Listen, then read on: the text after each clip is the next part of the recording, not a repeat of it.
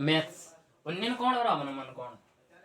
उन्नयन कोण क्या होता है, जब हम अक्ष के साथ देखते हैं हम उसे उन्नयन कोण कहते हैं, ऊपर की ओर उन्नयन। और अवनमन कोण क्या होता है, जब हम अक्ष से नीचे की ओर देखते हैं, जैसे हम जी पेन देख रहे हैं इस मार्कर को नीचे की ओर, जी अवनमन कोण। और उन्नयन कोण जैसे हम जी इसको ऊपर की ओर देख रहे हैं, अवनमन कोण होता है। एक न्यून कोण होता है, एक समकोण होता है। न्यून कोण क्या होता है, जो 90 डिग्री से कम होता है न्यून कोण। समकोण जो 90 डिग्री से अधिक होता है। इस प्रकार से एक फैक्ट है, 30 डिग्री के सामने की भुजा में √3 से गुणा करने पर 60 डिग्री के सामने की भुजा प्राप्त होती है। 30 डिग्री के सामने की भुजा में √2 से गुणा करने पर 90 डिग्री के सामने की भुजा होती है। 45 डिग्री के सामने की भुजा √2 बराबर में 90 डिग्री के सामने की भुजा होती है। एक ABC दिया है।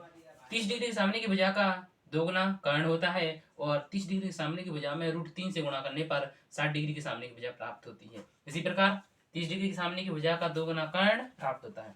एक है ABC दिया है, यदि दो कोण 45 हैं, यदि हम इसको x मानते हैं तो जी x/√3-1, या फिर x कोष्टक √3 + 1/, तो इसको सॉल्व करेंगे तो जी आएगा। तो जी दोनों क्या होते हैं, बराबर में होते हैं, तो जी है। और 45 डिग्री के सामने की भुजा में 2 से गुणा करने पर 90 डिग्री के सामने की भुजा प्राप्त होती है, तो √2 से गुणा करेगा तो जी प्राप्त हो गई। और इसी प्रकार से 30 डिग्री के सामने की भुजा का 2 गुना क्या होता है, कर्ण। तो इससे 2 कट जाएगा, तो क्या होगा x √3 + 1/2। Thank you.